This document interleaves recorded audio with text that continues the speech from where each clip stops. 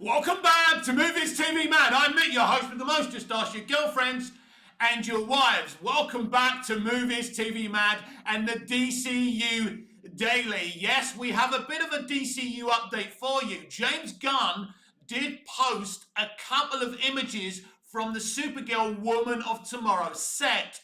Now, the S insignia that she's going to have on her is going to be the Kingdom Come S shield. Now, narratively, this is going to make sense because this is exactly, or kind of, not exactly the same symbol as what David Corenswet's Superman is wearing in his Superman film, but pretty much on a narrative tone with that S insignia makes sense. That's not the symbol she has in that graphic novel. It'll be interesting how different this Supergirl movie will be to the graphic novel Supergirl Woman of Tomorrow. I'm very, very excited for that film. James Gunn is very excited about it as well. He was saying how brilliant Millie Alcock is in this role. Millie Alcock is a critically acclaimed actress. It's a great piece of casting. No one can slight that casting. You know, since the 1984 Supergirl movie starring Helen Slater, I've been a huge fan of the character. So he did post a couple of pics and it got fans talking and wondering what scene that's from. We'll have to wait and see.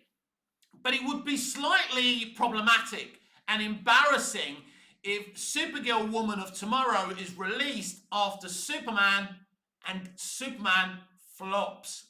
Now, you know, this could be the year that the superhero movie, the comic book movie, finishes. Because we've seen the projection for Superman, which is telling us it's pretty much going to have the same kind of box office, or if you listen to the projections, believe the projections, as Man of Steel.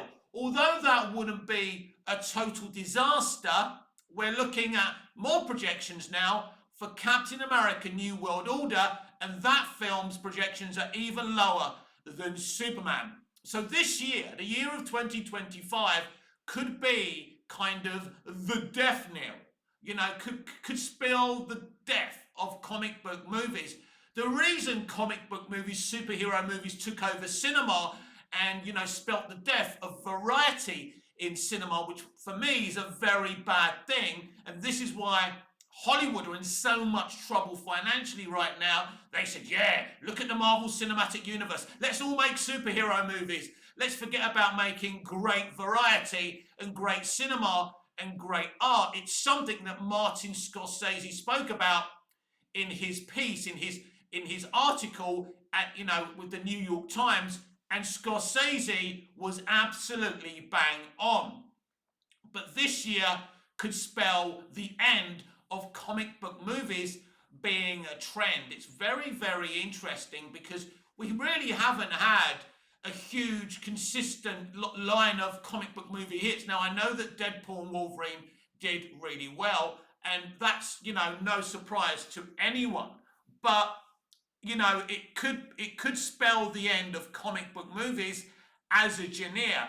And yeah, and it's, you know, it's not looking great for the Marvel Cinematic Universe. Now, Fantastic Four's an interesting situation. Nobody knows how that's going to do. Since Endgame, the MCU has really struggled. I remember the days you could go onto X and everyone will be talking about this, you know, with this excitement for the MCU. Oh my God, that post-credit scene, what's coming next? Nobody really cares about the MCU anymore. Everyone's talking about the DCU, and that's interesting.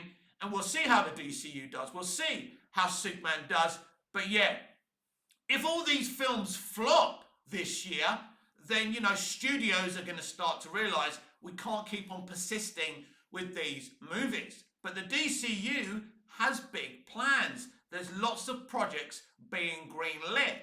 We have the Max show, Lanterns, which will go into production very soon as well. Supergirl Woman of Tomorrow is already shooting as well. So we are in this situation now where it's win or bust for studios. They spend a lot of money on comic book movies. Could this year spell the end of that